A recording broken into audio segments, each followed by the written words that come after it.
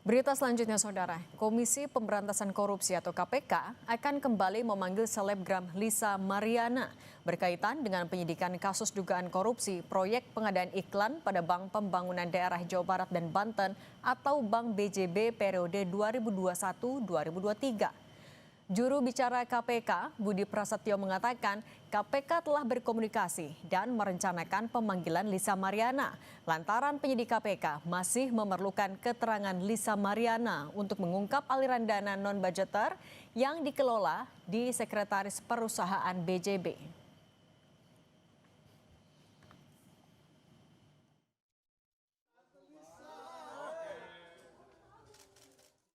Penyidik masih membutuhkan keterangan berikutnya dari saudari LM dan sudah dikomunikasikan dan direncanakan akan dilakukan pemanggilan kembali terhadap saudari LM untuk mendalami terkait dengan aliran-aliran uang dana non-budgeter yang dikelola di Korset BJB. Sebelumnya KPK telah memeriksa Lisa Mariana pada Jumat pekan lalu sebagai saksi kasus dugaan korupsi Bank BJB. Usai diperiksa, Lisa Mariana mengaku ditanya soal aliran dana oleh penyidik KPK. Proyek pengadaan iklan Bank BJB tahun 2021 hingga 2023 diduga menyebabkan kerugian negara 222 miliar rupiah.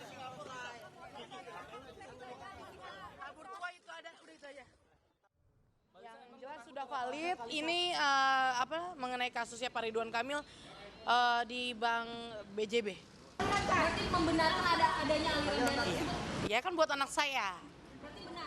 Benar. Berapa banyak dan berapa jumlah? Ya saya tidak bisa sebut nominalnya ya. Lebih lengkap soal pemanggilan Lisa Mariana untuk mengungkap aliran dana pada kasus dugaan korupsi Bank BJB, sudah bergabung Komisioner KPK periode tahun 2007 hingga 2011 M. Yasin. Pak Yasin, selamat petang. Selamat petang Mbak Cindy. Pak Yasin, Lisa kan baru dipanggil berapa hari lalu, tapi udah dijadwalin diperiksa lagi. Sedalam apa informasi yang bisa diketahui oleh seorang saksi kalau dalam waktu berdekatan sampai harus diperiksa 2 kali? Ya, dan bisa saja alasan kurang sehat sehingga untuk memaksimalkan pemeriksaan perlu dipanggil ulang. Kemudian untuk detail penerimaannya itu, dari frekuensinya dan jumlahnya itu kan perlu disebutkan secara teliti sambil berkoordinasi dengan pihak lain, khususnya adalah PPATK dan pihak-pihak lain yang mengetahui aliran dana itu ke istri resmi maupun istri yang statusnya tidak resmi, seperti yang kasus yang dilakukan oleh RK ini ya terhadap Lisa Mariana, kan status perkawinannya kan juga dinyatakan bukan status perkawinan resmi begitu. Jadi KPK melacaknya kemana-mana yang ada kemungkinan yaitu ada penempatan uang ataupun yang berupa layering maupun merupakan suatu bentuk dari integrasi uang itu seakan-akan bahwa uang itu adalah uang resmi. Kalau itu nafkah biasa, ya bahwa itu statusnya memang anak dan itu tidak melebihi batas kewajaran, dan yang bersangkutan tahu bahwa itu dari sumber yang bukan sumber yang legal, maka itu kalau tahu ya maka dikenakan pidana pencucian uang atau TPPU, tindak pidana pencucian uang. Jadi ini sangat menarik nih kasus ini, kasus yaitu pengadaan iklan di BJB ini. Jadi ada diduga tindak pidana lain yaitu tindak pidana TPPU, nanti berlapis dengan tindak pidana korupsi karena KPK hanya berwenang untuk memproses hukum. Jadi kasus tindak pidana pencucian uang yang predikat crime-nya dari corruption atau suap atau markup pengadaan barang dan jasa gitu Mbak Cindy. Nah Pak Yasin, tapi bagaimana KPK akan bisa membuktikan kalau memang ada aliran dana yang diterima oleh saksi, dalam hal ini adalah Lisa yang memang bersumbernya dari dana korupsi, itu kan baru keterangan satu sisi. Nah bagaimana bisa memverifikasi itu? Iya. Ada teknis sendiri yaitu yang dilakukan oleh penyidik, kan ada beberapa katakanlah itu informasi yang sifatnya adalah integrated information itu KPK kan mengumpulkan dari berbagai macam sumber, yaitu dari informan, dari lembaga lain yang bekerja sama dengan KPK, misalnya melalui PPATK, yaitu yang tugasnya adalah menelisik alur dari uang atau follow the money.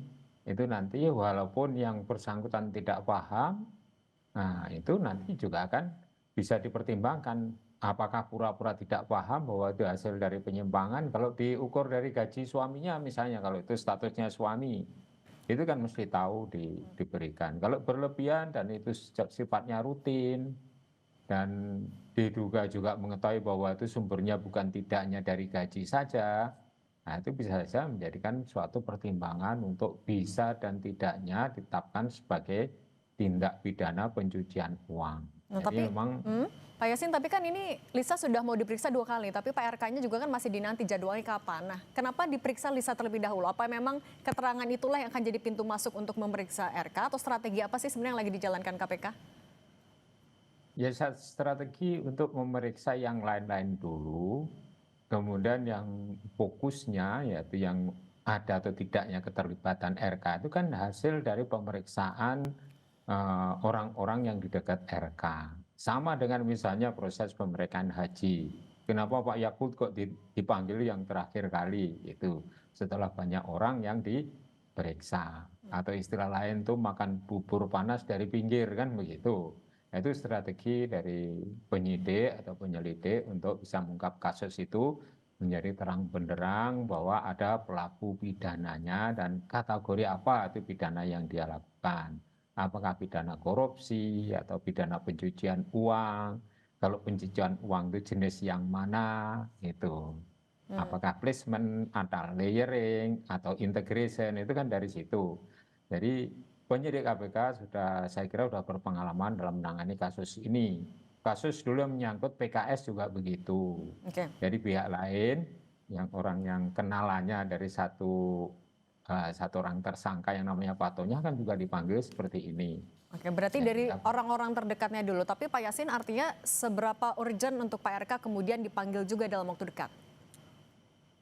Ya, justru fokusnya adalah RK itu fokusnya, tetapi harus dihimpun informasinya itu dari orang-orang yang ada koneksi atau hubungan dengan pihak-pihak yang sekarang sudah menjadi tersangka maupun pihak RK sebagai gubernur yang mempunyai kewenangan untuk memerintahkan, kan sebagai komisaris otomatis itu kalau gubernur itu dari Bank BJB itu.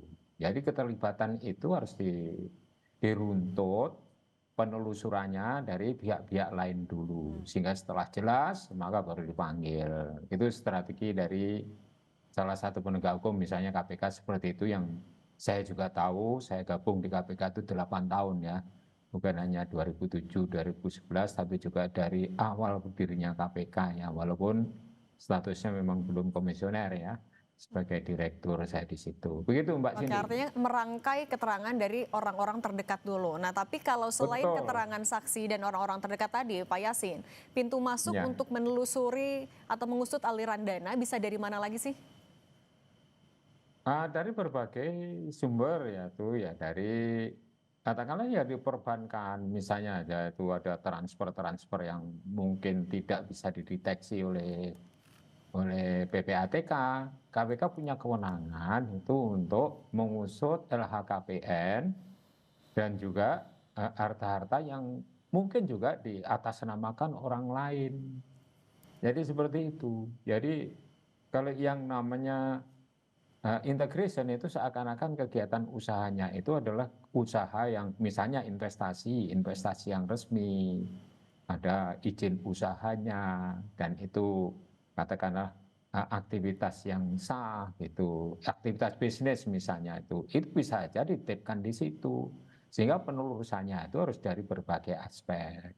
Nah, kalau penyamaran itu kan juga dari layering itu, disamarkan, diatasnamakan orang lain, orang yang pernah berhubungan, orang yang dekat, bahkan itu misalnya saja itu bisa satpamnya, bisa pramusajinya, atau yang lain-lain yang ada kaitannya dengan dengan pihak yang akan dituju untuk diusut kasusnya itu. Jadi intinya kan menuju kepada Pak RK itu. Nah Pak Yasin, tapi yang kan akan ini sudah dipanggil. berlangsung beberapa waktu. Penggeledahan sudah, meriksa saksi sudah, tapi ya tokoh dugaan kepala daerahnya masih belum dipanggil. Ini memang KPK lagi hati-hati atau ada kendala lain, tantangan lain yang sedang dihadapi oleh KPK?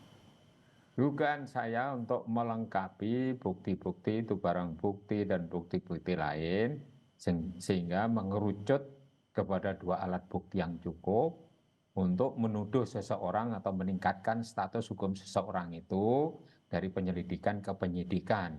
Artinya menjadi tersangka itu harus hati-hati. Jadi komplit dulu baru dipanggil, kemudian dimintai keterangan. Padahal informasi-informasi yang lain sudah berlapis, buktinya dikumpulkan oleh KPK. Strategi KPK seperti itu, tidak gegabah dan hati-hati di dalam melaksanakan penegakan hukum. Jangan sampai menyederai orang yang tidak bersalah, kemudian buru-buru ditetapkan tersangka. Ya walaupun sekarang punya kewenangan untuk SP3 ya, tapi itu tidak dijadikan suatu fokus untuk sembrono. Ya. Jadi kehati-hatian itu tetap kita hargai. Strateginya seperti saja strategi yang dipakai oleh pimpinan KPK periode-periode sebelumnya, yaitu periode 1 sampai periode yang sekarang ini. Itu memakai strategi yang seperti itu. Itu para penyelidik dan penyidiknya sudah punya kompetensi di bidang itu, Mbak Cindy. Jadi kita tunggu aja, ya mudah-mudahan segera kasus ini bisa terungkap siapa yang menjadi prime mover dari kasus ini. Oke. Baik, Komisioner KPK periode 2007 sampai 2011, Pak Yasin, terima kasih sudah berbagi bersama kami. Sehat selalu ya Pak Yasin. Ya, sama-sama Mbak Cindy.